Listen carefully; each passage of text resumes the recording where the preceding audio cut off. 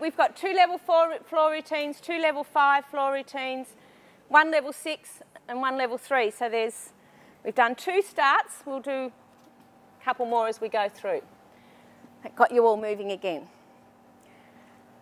If anyone wants to talk about the value of compulsory routines, I could go on and on and on, but basically it's well researched that if everyone has a really good base, really good starting point, it's really easy for them to develop, and everyone's doing the same thing. It means that our coaches' courses can focus on what's in those compulsory routines, and so all the coaches get the common message: this is good technique, this is how you can progress gymnasts through the levels.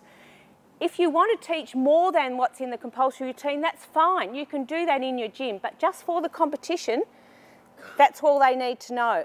But in your gym, you obviously are going to expand and do other bigger and better things as well. Okay, I think I've gone over that. Obviously, benefits to the club that you don't have to have someone out looking for music, someone choreographing beam and floor routines, all that sort of stuff. So we could go on and on. Coach benefits of the compulsory skills. Okay, so level 3 to 6 compulsory routines teach basic skills to have a good base, so that then at level 7 to 10, if your gymnasts are able and have enough ability to move up to 7 to 10, then the optional skills are available. And basically what happens is that there's a set of requirements that everyone has to meet. For example, on bars, every bar routine has to have a bar change. So at level 7, obviously, that doesn't matter. They can just go from one bar to the other any old way. But at level 10, you have to have a flight element. Those sort of things, you know, they're in the manual, all quite detailed and easy to find the information. It means basically that what we're saying is that if you do the program from level 3 to 6, you should be able to move smoothly up into level 7 to 10 and be able to then develop your skills that best suit you as an individual after you've done the base progression and development at level 3 to 6. And then, of course, you can see that at level 9 and 10, we introduce a bit of bonus. So it's an incentive, it's the way in which girls can say, well, I can do a Tkachev on bars, but I can't do, I mean, I'm hopeless at floor at tumbling, but I can do this great bar skill. It means that they can put it in their bar routine and get benefit from that and develop in some particular way that suits them, and they get rewarded for that through a bonus system. But if you want to learn about that, that's when you can become a judge. And if you're a coach, you're very, very welcome to come and do a judge's course to learn all about that without actually judging. So don't think that a judge's course is restricted to people who just want to judge. That's enough. Okay, and we've got the international program. It's also in the manual, and that's the reason why we put it in there, was because previously, if you were doing state stream or levels, you wouldn't even know it existed. You wouldn't even know what was involved, and so therefore it was a bit of a closed shop and a closed mind. You had a talented kid and you thought, what am I going to do with them? But now, you might even not, you won't run an international program, but at least you can open the manual and have a look and say, so at international level 3, international level 4, there is no international level 3, at international level 4, these are the skills the girls are doing. This is how old they have to be. Oh, okay, and you can actually have a look. And maybe you could actually develop that child yourself in that direction. At least you show where they're going. And if they look like they're going to be talented in that area, then you could look at other ways in which you can provide for them. So the international program is aligned, and there are actually 2 international level 4 and national level 4 are aligned, so that's where the kids can perhaps move across both which ways. If you think they're talented, move them into the international program and see if you can fast track them through. Or maybe they started off getting fast tracked and they didn't quite make it, or they want to come back and play with their friends, then bring them back.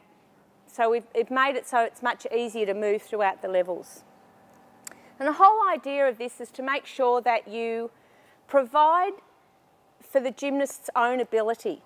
So every kid's got, you know, in your gym, I'm sure you've got your really, really good kids and your not so good kids. You need to make sure that every single kid is provided for them for their own potential.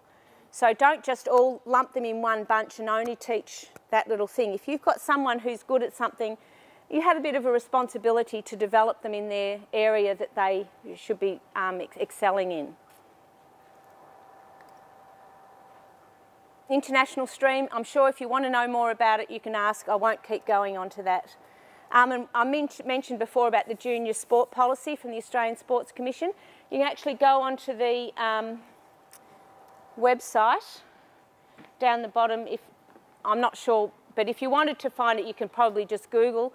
And they've got lots and lots of information, lots of checklists of if you're providing for your athletes in your gym, what you should be doing depending on their age. So if you're interested in that, or you need to have more proof in your club to say why the program's running, this is where you can get some information. It's quite extensive. We talked about the foundation program.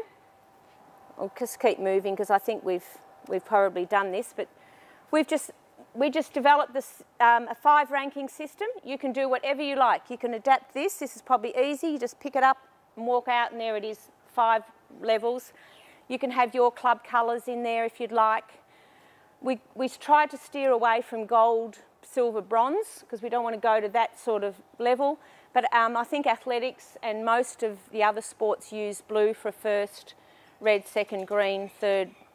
And we just thought because pink is probably the most favourite colour, everyone will want one, and it's the lowest level of performance. That's the reasoning if anyone wants to know why we chose those colours. But you can do whatever colours you like. There's no restrictions on this. You develop them for your own program. You can call them names, kangaroos, koalas and wombats if you wanted. It doesn't really matter. It's just a way of rewarding kids with something, some sort of certificate. In that foundation thing, as I said, there's level 1 and 2, and there's also international level 2, and it's just basically an extension of level 2. It's just a bit more in advanced skills. So please have a look at it in your manual, but it's all based on the same thing. It's an activity-based, skill-based program for fun and enjoyment and participation. Mentioned something about that. I don't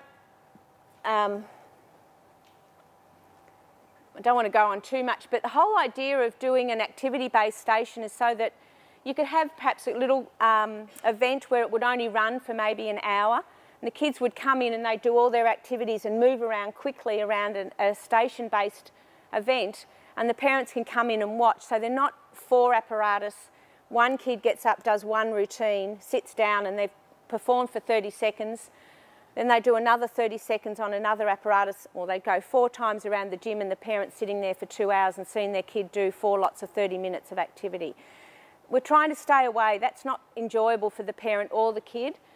So we need to make sure that at the lower level there's lots of activity when they come to an event. So there's an enjoyment factor. And they love to participate. It's why kids play basketball, netball, because it's a 1 hour, in and out, have a good time, play with their friends and move on. So that's the whole idea of that introductory part of the foundation program. There's lots of ideas. I don't know whether you want to keep going, but basically it's open to any ideas that you can think of in your club to run events.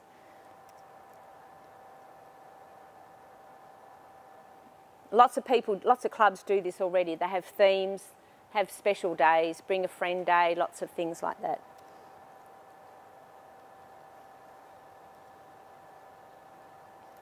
Okay, said all this sort of stuff. Now what is happening is that now that the manual's finished and that the program's up and running, GA are now working to increase the amount, the resources available. And one of the things that is in the pipeline, it's already started being developed, is a a software program where all the skills are listed. And you might want to run a little program so that you'll be able to get this software, then it'll just drag the skills across into a little box, and you can print out a little sheet with the 5 activities that you're doing. And you could print that out, and then if your kid could have one, and they could just be a tick or a star or a stamp put down next to the skills that they get, and they go home with their little piece of paper. But there's lots of resources that are starting to be developed that will expand on what the programs that's already been developed. So look out for these things. I don't know when they're coming, but they're being worked on. Okay, and then the competition structure, as we said, starts at level 3 and moves up to 10 and international.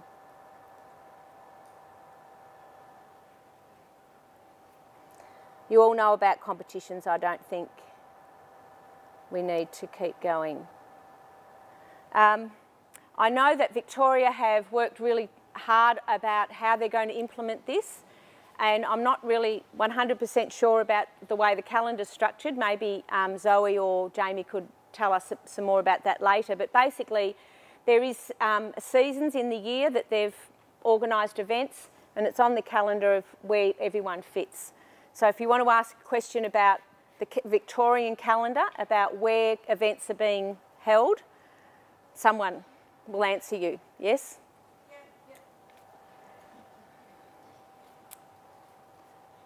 That was Western Australia. That was their ideas. They were just offering an idea. Other suggestions for level 3 to 6 competitions. One of the things that we were talking about when we had the review about the program was that we felt that competitions are too long, and that the parents come and sit here and the kids sit there for 2.5 hours because you've got 40 kids or 48 kids and you rotate them round, but every kid still only does their one routine on each apparatus. So we're trying to suggest that you maybe only have 24 kids at the most in one session, and then you do the awards for that session. You have a first, second, third, and you have an event with 24 kids, 4 groups of 6, get round the competition, it perhaps lasts for an hour and a quarter, go home, the next 24 kids come. So instead of running 48 kids all in one session, run them in 2 small sessions, make it really fast, and have the same, and have awards as well. So you're actually doubling the number of kids that are getting awards, as well as making the competitions run faster. It's much better for everybody. So ideas like that.